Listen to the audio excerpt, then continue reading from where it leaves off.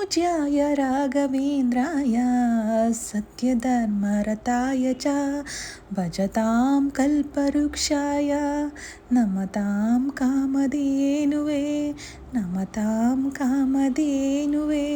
ಬೇಕಾದವರೆಲ್ಲ ಕೈ ಬಿಟ್ಟಾಗ, ಧೈರ್ಯ ಕಳೆದುಕೊಂಡಾಗ, ಸೋಲುತ್ತಿದ್ದೇವೆ ಎಂಬ ಭಯ ಪಟ್ಟಾಗ, ಯಾವುದೇ ದಾರಿ ಕಾಣಿಸದೇ ಇದ್ದಾಗ ನಮ್ಮನ್ನು ಗೆಲುವಿನೆಡೆಗೆ ನಡೆಸುವ ಧೈರ್ಯ ತುಂಬುವ ಏಕೈಕ ಮಾತೆ ರಾಯರಿದ್ದಾರೆ, ಹೌದಲ್ವಾ? ಎಷ್ಟೋ ಜನಕ್ಕೆ ಮಂತ್ರಾಲಯಕ್ಕೆ ಹೋಗೋಕ್ಕಾಗ್ತಾನೆ ಇಲ್ಲ ಅನ್ನೋ ನೋವಿರುತ್ತೆ. ಅಂಥವ್ರು ಇಲ್ಲಿಗೆ ನೀವು ಒಂದ್ಸಲ ವಿಸಿಟ್ ಮಾಡಿ. ಅದು ಮಂತ್ರಾಲಯದಷ್ಟೇ ಪವಿತ್ರವಾಗಿರೋ ದೇವಸ್ಥಾನ ಇದು. ದೇವ್ರು ಎಲ್ಲ ಕಡೆ ಇರೋಕ್ಕಾಗಲ್ಲ ಅಂತ ತಾಯಿನೇ ಹೇಗೆ ಸೃಷ್ಟಿ ಮಾಡೋನೋ ಅದೇ ಥರ ನಮ್ಗೆ ಕೇಳಿದ್ನೆಲ್ಲ ಯಾರೂ ಕೊಡಲ್ಲ ಅನ್ನೋ ನಮ್ಮ ಧೈರ್ಯದಲ್ಲಿ ಈ ರಾಘವೇಂದ್ರ ಸ್ವಾಮಿಗಳಿರ್ತಾರೆ. ನಾವು ಕೇಳಿದ್ನೆಲ್ಲ ಹಿಂದೆ ಮುಂದೆ ಯೋಚನೆ ಮಾಡದೆ ದಯಪಾಲಿಸೋ ಕರುಣಾಮೂರ್ತಿ ಇವರು. ಎಷ್ಟೋ ಜನರಿಗೆ ಬಾಳ್ಗೆ ಒಂದು ದಾರಿ ಕೊಟ್ಟಿರೋರು ಇವರು. ನಮ್ಮ ರಾಯರಿಗೆ 21 ವಾರ ಕಠಿಣವಾಗಿ ವ್ರತ ಮಾಡಬೇಕು, ಶುದ್ಧವಾಗಿ ಪೂಜೆ ಮಾಡಬೇಕು, ನಿಷ್ಕಲ್ಮಶವಾಗಿರಬೇಕು. ಈ ಥರ ಮಾಡಿದ್ರೆ 21 ವಾರದಲ್ಲಿ ನಾವು ಏನೇ ಅಂದ್ಕೊಂಡ್ರೂ ಅದು ಖಂಡಿತ ದಯಪಾಲಿಸ್ತಾರೆ ಇವರು. ಆ 21 ವಾರದಲ್ಲಿ ತುಪ್ಪದ ದೀಪ ಹಚ್ಚಬೇಕು. ಅದು ಏನಕ್ಕೆ ಹಚ್ಚಬೇಕು ಅನ್ನೋದನ್ನ ನಾನು ಇಲ್ಲಿ ರಾಯರು ಹೇಳಿದ್ದಾರೆ, ಪೂಜಾರಿಗಳು ಹೇಳಿದ್ದಾರೆ. ಅದನ್ನು ನೀವು ನೆಕ್ಸ್ಟ್ ಸ್ಕಿಪ್ ಮಾಡದೆ ನೋಡಿ. ಈ ವ್ರತ ಮಾಡೋದ್ರಿಂದ ನೀವು ಎಂಥದೇ ಕಷ್ಟ ಇದ್ರೂ ನಿವಾರಣೆ ಆಗುತ್ತೆ. ಹಾಗೆ ನಿಮ್ಮ ಇಷ್ಟಾರ್ಥ ಈ ವ್ರತ ಮಾಡೋದ್ರಿಂದ ನೆರವೇರುತ್ತೆ ಅಂತ ಹೇಳ್ತಾರೆ. ಇವ್ರನ್ನ ನಮ್ಮದವ್ರಿಗೆ ಜೀವನದಲ್ಲಿ ಒಂದು ಅದ್ಭುತನೇ ನಡೆಯೋದೇ ಸರಿ. ಈ ದೇವಸ್ಥಾನದಲ್ಲಿ ಪ್ರತಿ ಗುರುವಾರ ರಥೋತ್ಸವ ನಡೆಯುತ್ತೆ, ರಾತ್ರಿ ಪಲ್ಲಕ್ಕಿ ಉತ್ಸವ ನಡೆಯುತ್ತೆ. ನೋಡೋಕ್ಕಂತೂ ಕಣ್ಣೆರಡು ಸಾಲಲ್ಲ, ಅಷ್ಟು ಚೆನ್ನಾಗಿ ವಿಜೃಂಭಣೆಯಾಗಿ ಮಾಡ್ತಾರೆ. ಈ ದೇವಸ್ಥಾನದಲ್ಲಿ ಪಲ್ಲಕ್ಕಿ ಉತ್ಸವ ಮಾಡೋದು ಶ್ರೀ ರಾಘವೇಂದ್ರ ಸ್ವಾಮಿಯವರ ಪ್ರಾಣದೇವರಾದ ಶ್ರೀರಾಮನಿಗೆ.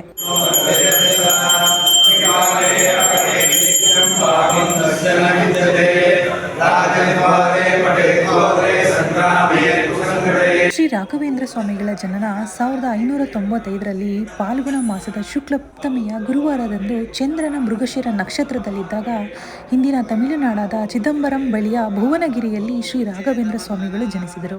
ಶ್ರೀ ತಿಮ್ಮಣ ಭಟ್ಟರು ಶ್ರೀ ಕನಕಾಚಲ ಭಟ್ಟರ ಮಗ ಹಾಗೂ ರಾಜ ಕೃಷ್ಣದೇವರಾಯನ ಆಸ್ಥಾನದಲ್ಲಿ ವೀಣಾ ವಿದ್ವಾಂಸರಾಗಿದ್ದರು. ಇವರೇ ಶ್ರೀ ಕೃಷ್ಣ ಭಟ್ಟರ ಮೊಮ್ಮಗ.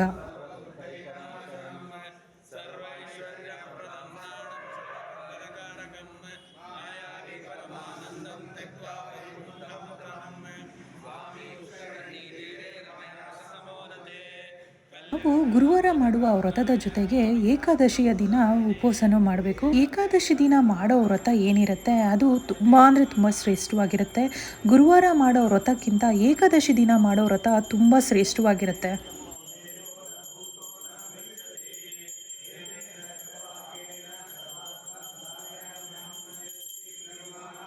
ನಮ್ಮ ಈ ರಾಯರಿಗೆ ತುಳಸಿ ಅಂದರೆ ತುಂಬ ಪ್ರಿಯವಾದ ಹೂವಾಗಿರುತ್ತೆ. ಈ ತುಳಸಿ ಕುಟ್ಟಿ ನಮ್ಮ ಮನಸ್ಸಲ್ಲಿ ಏನೇ ಬೇಡ್ಕೊಂಡ್ರೂ ಒಳ್ಳೆಯದಾಗಿ ಅದು ಬೇಗ ಸಕ್ಸಸ್ ಆಗುತ್ತೆ.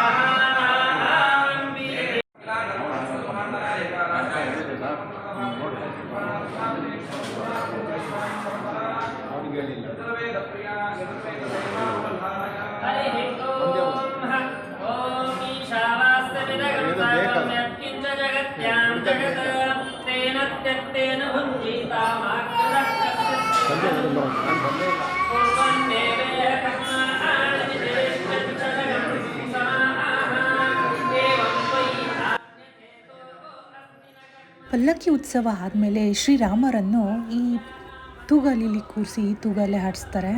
ನೋಡೋಕ್ಕಂತೂ ಎಷ್ಟು ಚೆನ್ನಾಗಿರುತ್ತೆ ಅಂದರೆ, ಈ ಮಕ್ಕಳಿಲ್ದಿದ್ದವರು, ಮಕ್ಕಳಾಗಬೇಕು ಅನ್ನೋರು ಇದನ್ನು ನೋಡೋಕ್ಕೆ ಕಾತುರದಿಂದ ಕಾಯ್ತಾ ಇರ್ತಾರೆ.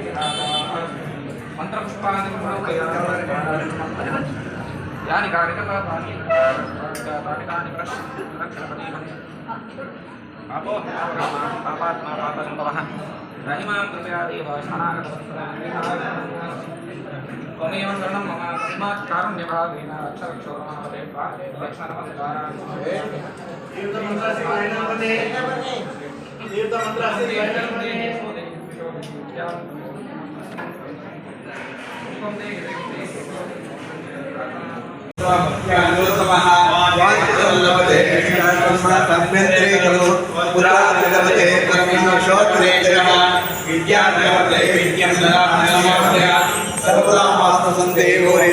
जगत्पतिः यः करोतस्तु संदेयं प्रयान्तिरसं श्रीकृष्णार्पणमस्तु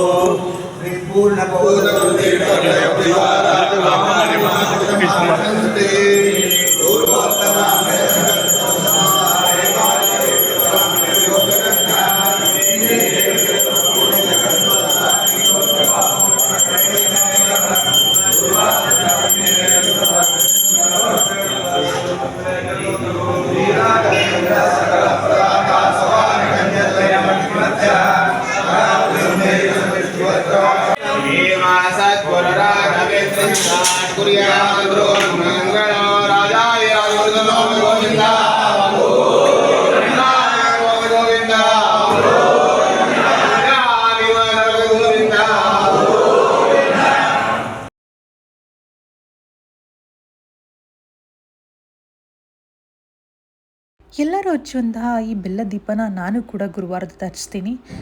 ಹಾಗೆ ಈ ದೀಪ ಹಚ್ಚೋದ್ರಿಂದ ಏನು ಫಲ ಆಗುತ್ತೆ, ಏನು ಫಲ ಸಿಗುತ್ತೆ, ಎಷ್ಟು ದಿನ ಹಚ್ಚಬೇಕು ಅನ್ನೋದು ಈ ದೇವಸ್ಥಾನದ ಮೂಲ ಅರ್ಚಕರೇ ಇದನ್ನು ಹೇಳಿದ್ದಾರೆ. ಏನಕ್ಕೆ ಹಚ್ಚಬೇಕು, ಹೇಗೆ ಹಚ್ಚಬೇಕು, ಯಾವ ರೀತಿ ಹಚ್ಚಬೇಕು ಅನ್ನೋದು ಅವ್ರ ಕಡೆಯಿಂದನೇ ನಾವು ಕೇಳೋಣ.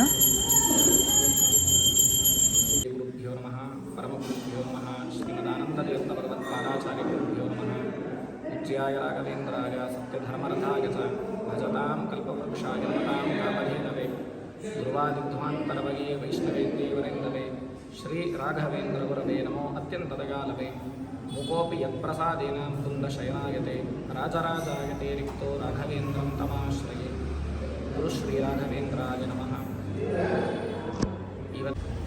ಇವತ್ತಿನ ವಿಷಯ ದೀಪದ ಬಗ್ಗೆ ಕೇಳ್ತಾ ಇದ್ದಾರೆ.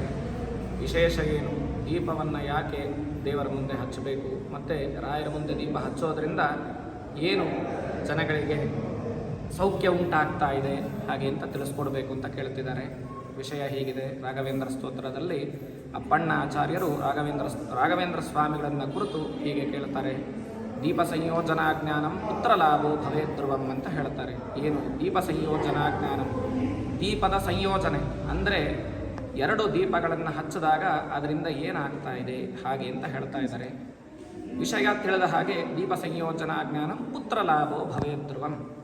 ಪುತ್ರ ಲಾಭ ಆಗ್ತಾ ಇದೆ. ದೀಪ ಹಚ್ಚೋದ್ರಿಂದ ಮನಸ್ಸಿನಲ್ಲಿ ಸಂತಾನದ ಅಪೇಕ್ಷೆ ಇದೆ. ಆ ನಿಮಿತ್ತವಾಗಿ ನಾವು ರಾಯರ ಮುಂದೆ ದೀಪವನ್ನು ಹಚ್ಚುತ್ತೀವಿ ಅಂತ ಸಂಕಲ್ಪ ಮಾಡಿ ಯಾರು ಹಚ್ತಾ ಇದ್ದಾರೆ ಅಂಥವರಿಗೆ ಪುತ್ರ ಲಾಭ ಆಗ್ತಾ ಇದೆ. ಭವೇ ಧ್ರುವಂ ಹೇಗೆ? ಧ್ರುವ ಅಂತಂದರೆ ಸ್ಥಿರವಾಗಿ ಒಳ್ಳೆ ಆಯುಷ್ಯ ಕೀರ್ತಿ ಇರ್ತಕ್ಕಂತಹ ಪುತ್ರ ಪುತ್ರಿಯರನ್ನು ರಾಘವೇಂದ್ರ ಸ್ವಾಮಿಗಳು ದಯಪಾಲಿಸ್ತಾ ಇದ್ದಾರೆ. ಹಾಗಾಗಿ ದೀಪವನ್ನು ರಾಯರ ಮುಂದೆ ಹಚ್ಚೋದ್ರಿಂದ ಹೀಗೆಲ್ಲ ಸೌಖ್ಯ ಉಂಟಾಗ್ತಾ ಇದೆ ಅಂತ ಹೇಳ್ತಾರೆ. ವಿಶೇಷ ದೀಪೇನ ಲಭತೆ ಜ್ಞಾನಂ. ದೀಪ ಪ್ರಜ್ವಾಲನ, ದೀಪವನ್ನು ಹಚ್ಚೋದ್ರಿಂದ ಜ್ಞಾನ ಅಭಿವೃದ್ಧಿ ಆಗ್ತಾ ಇದೆ. ಹೇಗೆ ಒಂದು ದೀಪದಿಂದ ಜ್ವಾಲೆಯನ್ನು ತೆಗೆದು ಮತ್ತೊಂದು ದೀಪಕ್ಕೆ ಹಚ್ಚಿದಾಗ ಹೇಗೆ ಅದೇ ಜ್ವಾಲೆ 10 ದೀಪ ಆದ್ರೂ ಹಾಗೆ ಪ್ರಜ್ವಾಲನ ಬರ್ತಿದೆ, ಹಾಗೆ ಜ್ಞಾನದ ಅಭಿವೃದ್ಧಿ, ಜ್ಞಾನದ ಸಂಕೇತವಾಗಿದೆ ದೀಪ.